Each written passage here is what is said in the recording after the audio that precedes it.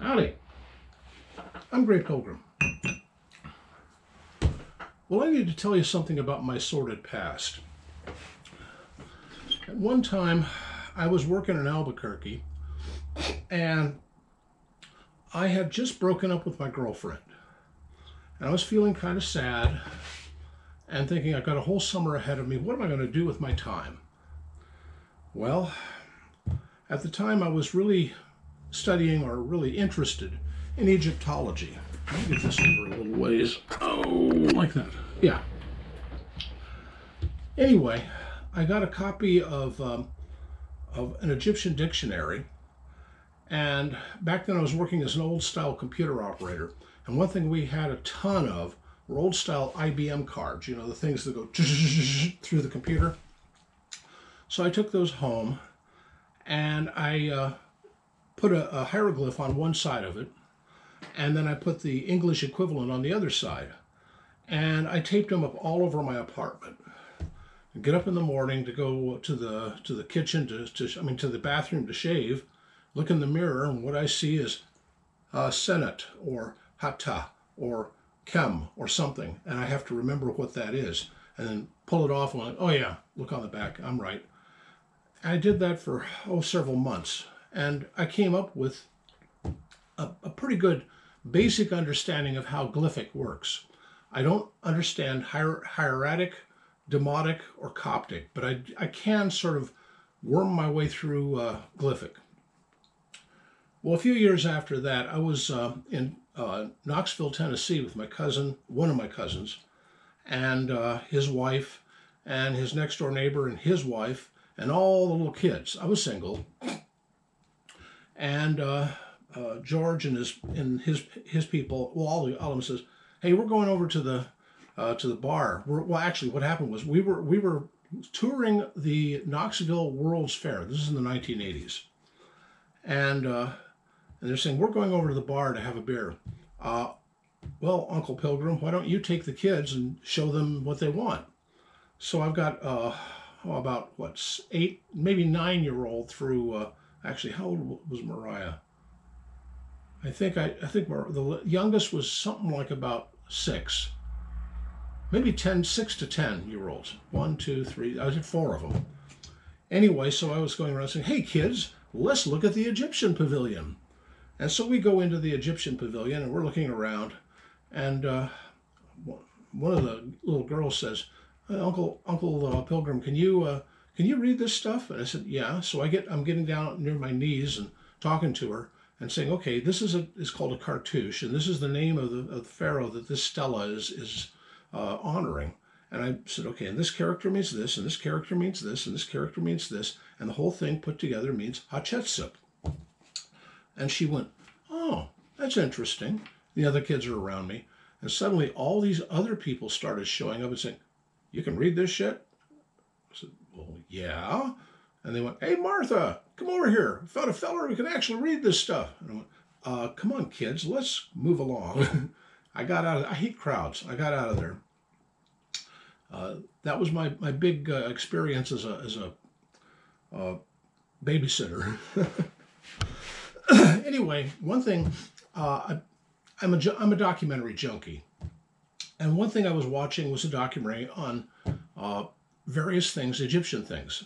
And one thing that I found very interesting is they had a discussion of the tomb of Tutankhamun and all the various things that were found in it. And one of the things found in it was an Egyptian board game.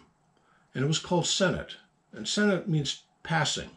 Well, 2 reasons. One is you're passing your turn and you pass the other person's markers.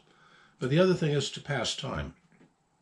It's a sort of double meaning word. Anyway, I was looking over Odysee, and now I'm living in Oregon, and get that off of there. And there's a skilled woodworker up in Portland who actually makes Senet sets. And I thought, I'll have one of those. So I bought one from him.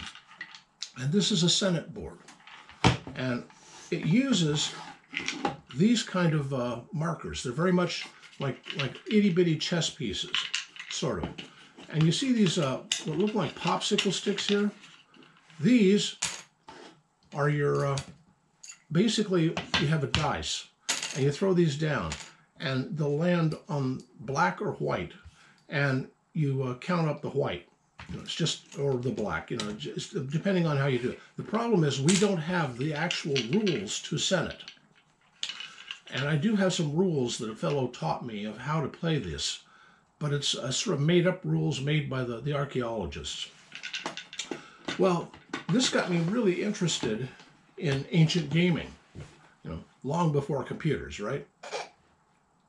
Well, on another note, a fellow I follow a lot on YouTube is a fellow by the name of Irving Finkel.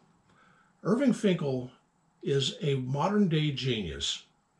He is the curator of the Assyrian and Egyptian antiquities in the British Museum. And Finkel looks like your idea of a mad scientist. He has a big white beard, long white hair, glasses, and he looks like a genius. And he is one. He's one of maybe 5 or 10 people on Earth who can actually read ancient Sumerian in the cuneiform. Oh heck. Forget it. Matter of fact, let me just do this. One moment.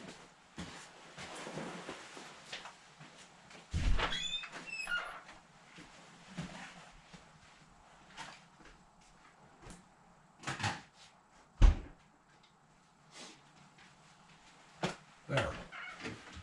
Put the phone in the refrigerator. Anyway. And Finkel does a lot of lectures on Sumerian, and he and on Egyptian stuff too. But his main focus is Sumerian. And by the way, Sumerian is probably the oldest written language on Earth. Cuneiform writing has been used for Sumerian, Elam, Assyrian. I think the last language that they actually wrote in it was Hattusha, or Hittite. And it's gone down through history for thousands of years as a form of writing. It's an interesting form of writing. Anyway, I can read hieroglyphs, but I can't read cuneiform. So I admire Finkel. Well, one of his videos, he and another used to be very popular YouTuber named Tom Scott were in a room playing the game of Ur, which was the royal game of Ur, Ur is one of the cities of Sumeria. Sumeria was made up of city-states, Ur, Kadesh, there were several of them, all up and down the Tigris-Euphrates Valley. They're like dawn civilizations. But the royal game of Ur is one of the oldest in the world. And after my experience with Senate here, I thought, gotta have this. So I ordered one of these. I actually got it off Amazon. This is the royal game of Ur. And these are the pieces you work with for it. These are the different pieces for the different users. And for a dice on this one, you've got a whole set of these things. Little triangular shaped gizmos. And what you do, I'll just grab 2 of them to show you. You see that has 1 and a blank.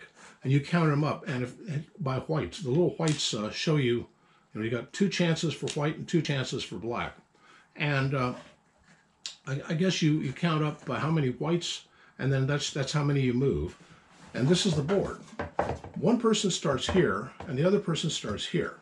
And what you do is you go up, then to here, and then to here, over to here, and then off. The rules are, these are starting places here.